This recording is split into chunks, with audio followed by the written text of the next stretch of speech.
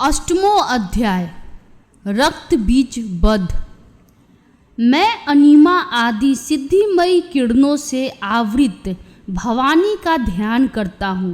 उनके शरीर का रंग लाल है, नेत्रों में करुणा लहरा रही है तथा हाथों में पास, अंकुश, बाण और धनुष शोभा पाते हैं।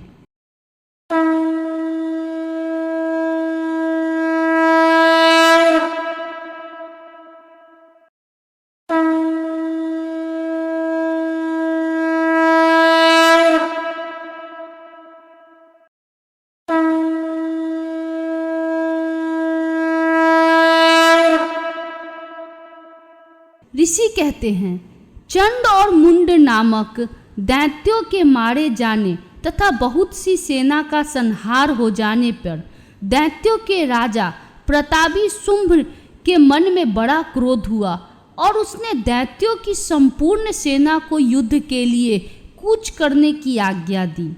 वह बोला, आज उदायुध नाम के 86 दैत्य सेनापति अपनी सेनाओं के साथ युद्ध के लिए प्रस्थान करें। कंबू नाम वाले दैत्यों के 84 सेना नायक अपनी वाहिनी से घिरे हुए यात्रा करें। 50 कोटि वीर्य कुल के और 100 धौम कुल के असुर सेनापति मेरी आज्ञा से सेना सहित कूच करें। कालक, दौहार्द, मौर्य और कालकेयी असुर भी युद्ध के लिए तैयार हो मेरी आज्ञा से तुरंत प्रस्थान करे। भयानक शासन करने वाला असुर राज शुंभ इस प्रकार आज्ञा दे सहस्त्रों बड़ी बड़ी सेनाओं के साथ युद्ध के लिए प्रस्थित हुआ। उसकी अत्यंत भयंकर सेना आती देख चंडिका ने अपनी धनुष की टंकार से पृथ्वी और आकाश के बीच का भाग गुंजा दिया। राजन, तदंतर देवी के सिंह भी बड़े जोर जोर से दहाड़ना आरंभ किया। फिर अंबिका ने घंटे के शब्द से उस ध्वनि को और भी बढ़ा दिया। धनुष की टंकार, सिंह की दहाड़ और घंटे की ध्वनि से संपूर्ण दिशाएं गूंज उठी। उस भयंकर शब्द से काली ने अपने विकराल मुख को और भी बढ़ा लिया तथा इस प्रकार वे विजयिनी हुई। उस तुमुल नाद को सुनकर दैत्यों की सेनाओं ने चारों ओर से आकर चंडिका देवी, सिंह तथा काली देवी को क्रोधपूर्वक घेर लिया। राजन, इसी बीच में असुरों के विनाश तथा देवताओं के अभ्युदय के लिए ब्रह्मा, शिव, कार्तिकेय, विष्णु तथा इंद्र आदि देवों की शक्तियाँ, जो अत्यंत पराक्रम और बल से संपन्न थी, उनके शरीर से निकलकर उन्हीं के रूप में चंडिका देवी के पास गई। जिस देवता का जैसा रूप, जैसी वेशभूषा और जैसा वाहन है, ठीक वैसे ही साधनों से संपन्न हो उसकी शक्ति असुरों से युद्ध करने के लिए आई। सबसे पहले हंस युक्त विमान पर बैठी हुई अक्ष सूत्र और कमंडलों से सुशोभित ब्रह्मा जी की शक्ति उपस्थित हुई, जिसे ब्राह्मणी कहते हैं। महादेव जी की शक्ति वृषभ पर आरूढ़ हो, हाथों में श्रेष्ठ त्रिशूल धारण किए, महानाग का कंकन पहने, मस्तक में चंद्र रेखा से विभूषित हो वहां आ पहुंची। कार्तिकेय जी की शक्ति रूपा जगदम्बिका उन्हीं का रूप धारण किए श्रेष्ठ मयूर पर आरूढ़ हो हाथ में शक्ति लिए दैत्यों से युद्ध करने के लिए आई। इसी प्रकार भगवान विष्णु की शक्ति गरुड़ पर विराजमान हो शंख, चक्र, गदा, सारंग, धनुष तथा खड्ग हाथ में लिए वहां आई। अनुपम यज्ञ वाराह का रूप धारण करने वाली श्री हरि की जो शक्ति है, वह भी वाराह शरीर धारण करके वहां उपस्थित हुई। नारसिंही शक्ति भी नृसिंह के समान शरीर धारण करके वहां आई। उसकी गर्दन के बालों के झटके से आकाश के तारे बिखरे पड़ते थे। इसी प्रकार इंद्र की शक्ति व्रज हाथ में लिए गजराज ऐरावत पर बैठ कर आई। उसके भी सहस्त्र नेत्र थे। इंद्र का जैसा रूप है वैसा ही उसका भी था। तदंतर उन देव शक्तियों से घिरे हुए महादेव जी ने चंडिका से कहा, मेरी प्रसन्नता के लिए तुम शीघ्र ही इन असुरों का संहार करो। तब देवी के शरीर से अत्यंत भयानक और परम उग्र चंडिका शक्ति प्रकट हुई, जो सैकड़ों गिदड़ियों की भांति आवाज करने वाली थी। उस अपराजिता देवी ने धूमिल जटा वाले महादेव जी से कहा, भगवान, आप शुंभ निशुंभ के पास दूत बनकर जाइए और उन अत्यंत गर्वीले दानव शुंभ और निशुंभ दोनों से कहिए, साथ ही उनके अतिरिक्त भी जो दानव युद्ध के लिए वहां उपस्थित हो उनको भी यह संदेश दीजिए, दैत्यों, यदि तुम जीवित रहना चाहते हो तो पाताल को लौट जाओ, इंद्र को त्रिलोकी का राज्य मिल जाए और देवता यज्ञ भाग्य का उपभोग करे। यदि बल के घमंड में आकर तुम युद्ध की अभिलाषा रखते हो तो आओ, मेरी सिवाएं तुम्हारे कच्चे मांस से तृप्त हो। चूंकि उस देवी ने भगवान शिव को दूत के कार्य में नियुक्त किया था, इसलिए वह शिवदूती के नाम से संसार में विख्यात हुई। वे महादैत्य भी भगवान शिव के मुंह से देवी के वचन सुनकर क्रोध में भर गए और जहां कात्यायनी विराजमान थी उस ओर बढ़े। तदंतर वे दैत्य अमरस में भरकर पहले ही देवी के ऊपर बाण, शक्ति और रिष्टि आदि अस्त्रों की वृष्टि करने लगे। तब देवी ने भी खेल खेल में ही धनुष की टंकार की और उससे छोड़े हुए बड़े बड़े बाणों द्वारा दैत्यों के चलाए हुए बाण, शूल, शक्ति और फरसों को काट डाला। फिर काली उनके आगे होकर शत्रुओं को शूल के प्रहार से विदीर्ण करने लगी और खटवांग से उनके कचुम्बर निकालती हुई रणभूमि में विचरने लगी। ब्राह्मणी भी जिस जिस ओर दौड़ती उसी ओर अपने कमंडलू का जल छिड़ककर शत्रुओं के ओज और पराक्रम को नष्ट कर देती थी। माहेश्वरी ने त्रिशूल से तथा वैष्णवी ने चक्र से और अत्यंत क्रोध में भरी हुई कुमार कार्तिकेय की शक्ति से दैत्यों का संहार आरंभ किया। इंद्र शक्ति के व्रज प्रहार से विदीर्ण हो सैकड़ों दैत्य दानव रक्त की धारा बहाते हुए पृथ्वी पर सो गए। वाराही शक्ति ने कितनों को अपने थुथुन की मार से नष्ट किया, डाढ़ों के अग्रभाग से कितनों की छाती छेद डाली तथा कितने ही दैत्य उसके चक्र की चोट से विदीर्ण होकर गिर पड़े। नारसिंही भी दूसरे महादैत्यों को अपने नखों से विदीर्ण करके खाती और सिंह नाद से दिशाओं एवं आकाश को गुंजाती हुई युद्ध क्षेत्र में विचरने लगी। कितने ही असुर शिवदूती के प्रचंड अट्टहास से अत्यंत भयभीत हो पृथ्वी पर गिर पड़े और गिरने पर उन्हें शिवदूती ने उस समय अपना ग्रास बना लिया। इस प्रकार क्रोध में भरे हुए मातृगणों को नाना प्रकार के उपायों से बड़े बड़े असुरों का मर्दन करते देख दैत्य सैनिक भाग खड़े हुए। मातृगणों से पीड़ित दैत्यों को युद्ध से भागते देख रक्त बीज नामक महादैत्य क्रोध में भरकर युद्ध करने के लिए आया। उसके शरीर से जब रक्त की बूंद पृथ्वी पर गिरती तब उसी के समान शक्तिशाली एक दूसरा महादैत्य पृथ्वी पर पैदा हो जाता। महासुर रक्त बीज हाथ में गदा लेकर इंद्र शक्ति के साथ युद्ध करने लगा। तब ऐन्द्री ने अपने व्रज से रक्त बीज को मारा। व्रज से घायल होने पर उसके शरीर से बहुत सा रक्त चूने लगा और उससे उसी के समान रूप तथा पराक्रम वाले योद्धा उत्पन्न होने लगे। उसके शरीर से रक्त की जितनी बूंदें गिरी उतने ही पुरुष उत्पन्न हो गए। वे सब रक्त बीज के समान ही वीर्यवान, बलवान तथा पराक्रमी थे।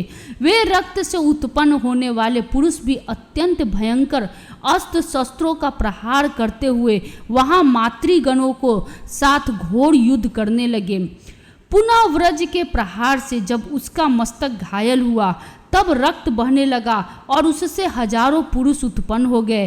वैष्णवी ने युद्ध में रक्त बीज पर चक्र का प्रहार किया तथा ऐन्द्री ने उस दैत्य सेनापति को गदा से चोट पहुंचाई।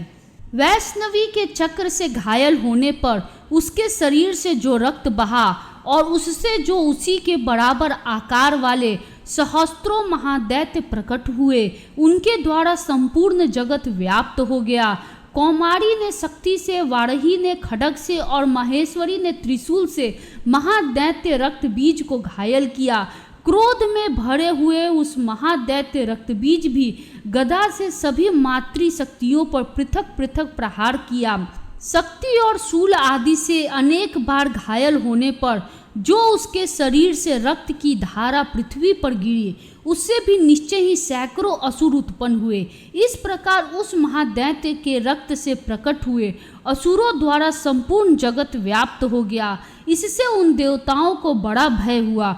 देवताओं का उदास देखकर चंडिका ने काली से शीघ्रतापूर्वक कहा, चामुंडे, तुम अपना मुख और भी फैलाओ तथा मेरे शस्त्रपात से गिरने वाले रक्त बिंदुओं और उनसे उत्पन्न होने वाले महादैत्यों को तुम अपने इस उतावले मुख से खा जाओ। इस प्रकार रक्त से उत्पन्न होने वाले महादैत्यों का भक्षण करती हुई तुम रण में विचरती रहो। ऐसा करने से उस दैत्य का सारा रक्त छीन हो जाने पर वह स्वयं भी नष्ट हो जाएगा।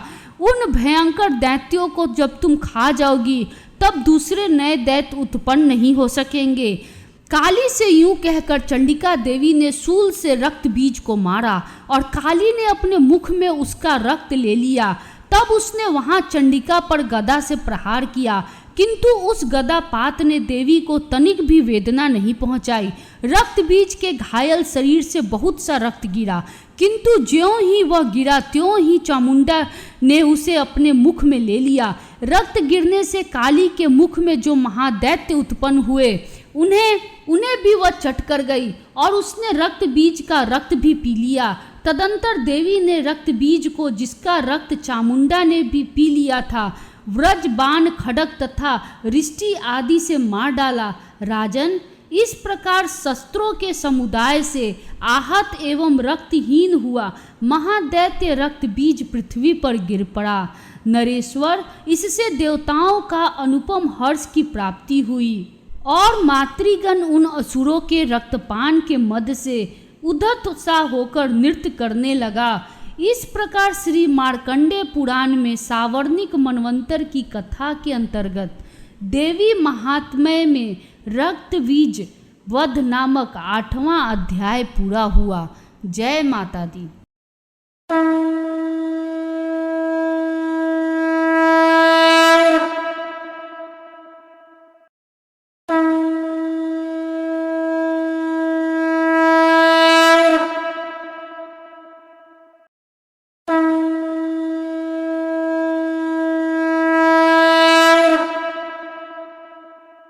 नौवां अध्याय निशुंभ वध। मैं अर्धनारीश्वर के श्री विग्रह की निरंतर शरण लेता हूँ। उसका वर्ण बंदूक पुष्प और सुवर्ण के समान रक्त पित्त मिश्रित है। वो अपनी भुजाओं में सुंदर अक्षमाला, पास, अंकुश और वरद मुद्रा धारण करता है। अर्धचंद्र उसका आभूषण है तथा वह 3 नेत्रों से सुशोभित है।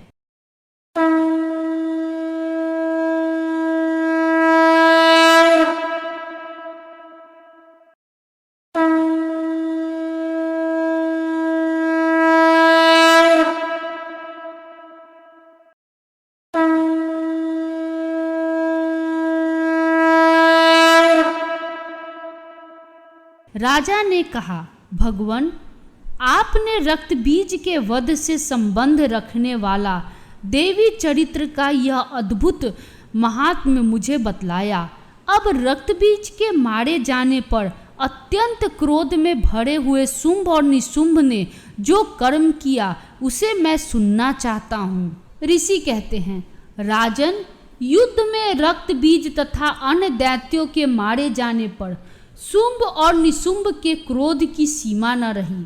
अपनी विशाल सेना इस प्रकार मारी जाती देख निशुंभ अमरस में भरकर देवी की ओर दौड़ा। उसके साथ असुरों की प्रधान सेना थी।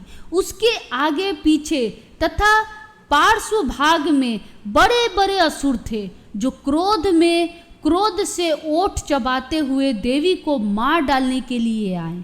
महापराक्रमी शुंभ भी अपने सेना के साथ मातृगणों से युद्ध करके क्रोधवश चंडिका को मारने के लिए आ पहुंचा। तब देवी के साथ शुंभ और निशुंभ का घोर संग्राम छिड़ गया। वे दोनों दैत्य मेघों की भांति बाणों की भयंकर वृष्टि कर रहे थे। उन दोनों के चलाए हुए बाणों को चंडिका ने अपने बाणों के समूह से तुरंत काट डाला। और सहस्त्र समूहों की वर्षा करके उन दोनों दैत्यपतियों के अंगों में भी चोट पहुंचाई। निशुंभ ने तीखी तलवार और चमकती हुई ढाल लेकर देवी के श्रेष्ठ वाहन सिंह के मस्तक पर प्रहार किया। अपने वाहन को चोट पहुंचने पर देवी ने क्षुरप्र नामक बाण से निशुंभ की श्रेष्ठ तलवार तुरंत ही काट डाली और उसकी ढाल को भी, जिसमें 8 चांद जरे थे, खंड खंड कर दिया। ढाल और तलवार के कट जाने पर उस असुर ने शक्ति चलाई, किंतु सामने आने पर देवी ने चक्र से उसके भी 2 टुकड़े कर दिए। अब तो निशुंभ क्रोध से जल उठा और उस दानव ने देवी को मारने के लिए शूल उठाया, किंतु देवी ने समीप आने पर उसे भी मुक्के से मारकर चूर्ण कर दिया। तब उसने गदा घुमाकर चंडी के ऊपर चलाई, परंतु वह भी देवी के त्रिशूल से कटकर भस्म हो गई। तदंतर दैत्यराज निशुंभ को फरसा हाथ में लेकर आते देख देवी ने बाण समूहों से घायल कर धरती पर सुला दिया। उस भयंकर पराक्रमी भाई निशुंभ के धराशायी हो जाने पर शुंभ को बड़ा क्रोध हुआ और अंबिका का वध करने के लिए वह आगे बढ़ा।